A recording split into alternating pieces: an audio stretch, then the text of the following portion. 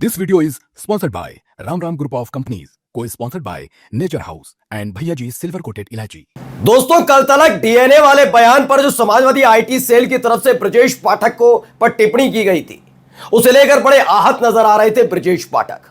वो बात अलग है कि अखिलेश यादव ने खुद उसे आपत्तिजनक माना था और समाजवादी पार्टी के आईटी सेल में काम करने वाले अपने साथियों से साफ तौर पर कह दिया था कि कुछ भी करिए लेकिन शब्दों की गरिमा का ख्याल रखिए।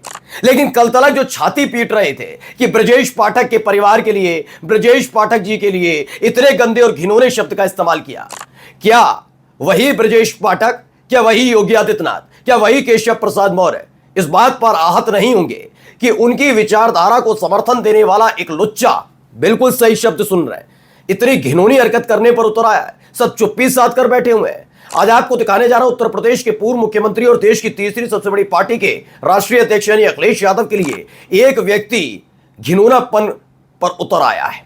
लेकिन अब ज्यादा दिन आजाद नहीं घूम पाएगा, क्योंकि अपने नाम के पीछे लिखे हुए सरनेम के जरिए मोदी भक्ति में लीन इस व्यक्ति ने बड़ा तगड़ा कांड कर दिया है।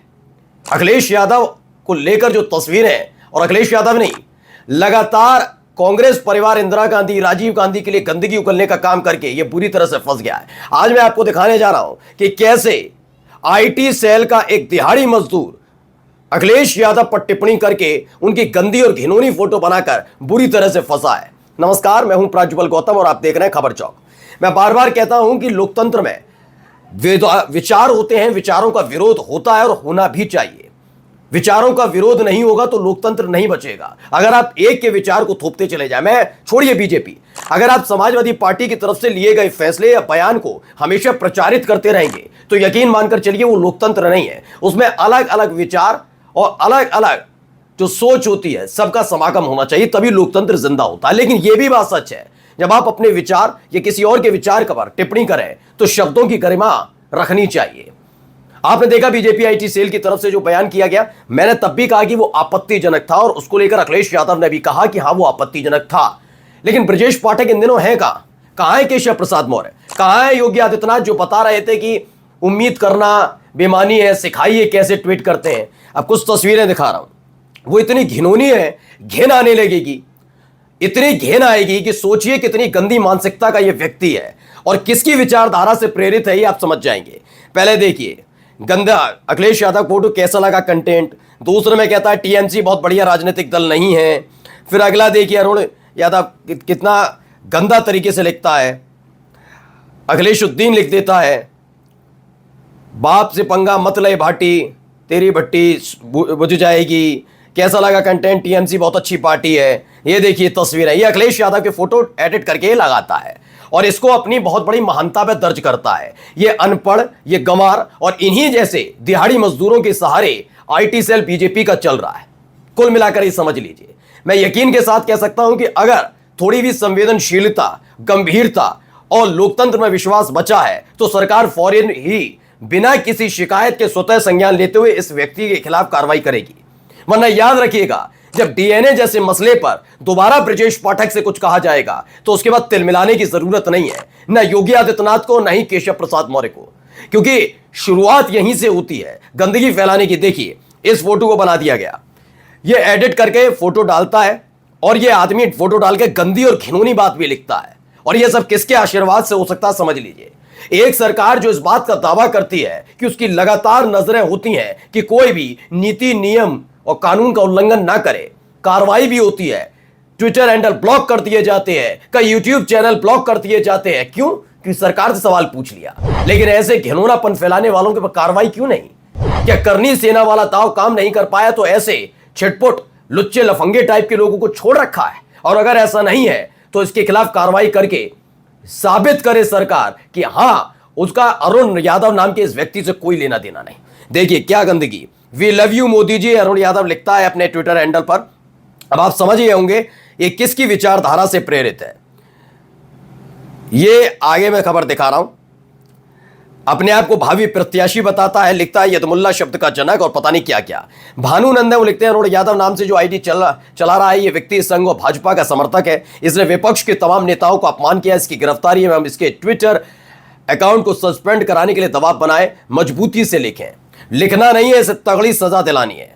ये देखिए अब आगे आया और क्या इन्होंने बयान दिया, पहले सुनिए। आई होप सब बढ़िया। आपने आज बहुत ही शानदार सपोर्ट किया। मुझे नहीं पता था कि इतने सारे सनातनी भाई बहन दिल की गहराइयों से मुझे इतना प्यार करते हैं, मेरा इतना सपोर्ट करते हैं। और आप लोगों ने जो किया, मैं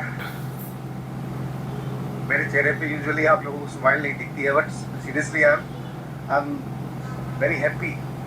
हाँ, तुम हैप्पी इसलिए हो क्योंकि तुम इस गंदगी उगलने वाले का साथ देने वाले कैसे हो सकते हैं, सोचिएगा। क्या ये आप बर्दाश्त कर पाएंगे कि इस तरह की तस्वीरें आपके किसी एक नेता की बने?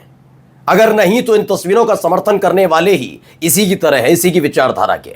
लेकिन मैं पूरी जिम्मेदारी के साथ बता दूं, मेरा नाम प्राज्वल गौतम है, ब्राह्मण हूं और मैं सनातनी हूं, लेकिन मैं ऐसे लोगों के साथ नहीं हूं जो किसी पर अभद्र टिप्पणी करते हो।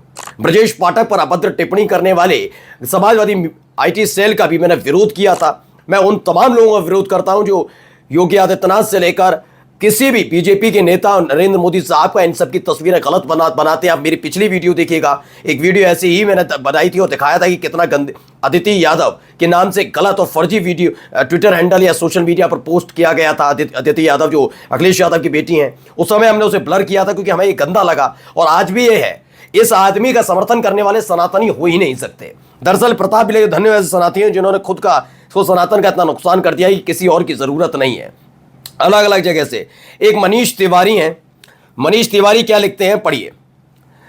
जिसे तू सनातनी कह रहा है वो दरअसल बीजेपी आईटी सेल का भाड़े का ट्रोल है। असली सनातनी वो है जो मां बहन देवी और धर्म की मर्यादा को समझते हैं, बिल्कुल सही, ना कि तेरे जैसे जो अपनी घटिया और मौनी सोच को भगवान के नाम से ढकने की कोशिश करते हैं। ध्यान रख, सनातन तेरे जैसे पाखंडियों को नहीं, सत्यम शिवम सुंदरम को मानता है और यकीनन इसके खिलाफ सख्त कार्रवाई होनी चाहिए। और यह डिमांड आगे आकर समाजवादी पार्टी के नेताओं को करनी चाहिए तगड़ी तरीके से।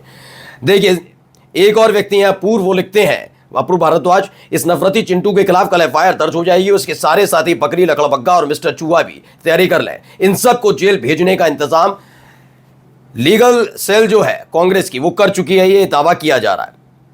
देखिए वही तस्वीरें हैं। मनीष यादव एक जर्नलिस्ट हैं, वो लिखते हैं ऐसे व्यक्ति की तत्काल गिरफ्तारी होनी चाहिए जो देश की तीसरी सबसे बड़ी पार्टी के मुखिया का अपमान कर रहा है। शासन और प्रशासन सब देख रहा है फिर भी कोई कार्रवाई नहीं कर रहा। शासन प्रशासन लोग ध्यान रखना, जब समय जरूर बदलेगा, एक एक गलती का हिसाब होगा। बस मेरा सवाल आज किसी और से नहीं है, ब्रजेश पाठक जी आपसे है। आप बहुत दिक्कत में थे ना, परेशानी में, कि ये वो भाषा देखी है, ये आपको उचित लग रहा है? नरेंद्र मोदी साहब का एक फैन कर रहा है, वो लिख रहा है साफ शब्दों में, we love you Narendra Modi साहब। और मोदी का समर्थक कितना घिनौनापन कर रहा है, अब आप देख लीजिए। आपको दिक्कत हो रही है, परेशानी हो रही है या नहीं, या भाषाई मानसिकता का सिर्फ विपक्षी वो रखे। मंजीत गोशी में शक्ल देख लो, इस घटिया मानसिकता और शब्दों के लिए आज जेल भेजना है तो भेजना है। यह है, जल्दी से जल्द गिरफ्तारी होनी चाहिए। मेरा भी मानना है, बात सिर्फ अखिलेश यादव से जुड़ी नहीं है। हर एक व्यक्ति जो गंदगी उगले उसके खिलाफ कार्रवाई होनी चाहिए। शब्दों की मर्यादा तमाम लोगों को रखनी होगी, नहीं रखेगा उसको जेल भेजना होगा। और अगर ऐसा नहीं किया तो यकीन मानकर चलिए अगला नंबर आपका भी होगा। फिर हाथ पैर मत जोड़िएगा, नाक मत रगड़िएगा। नमस्कार। New Public Inter College Lucknow. Admission open. For more information, call 0522 282232 or 7755 089585.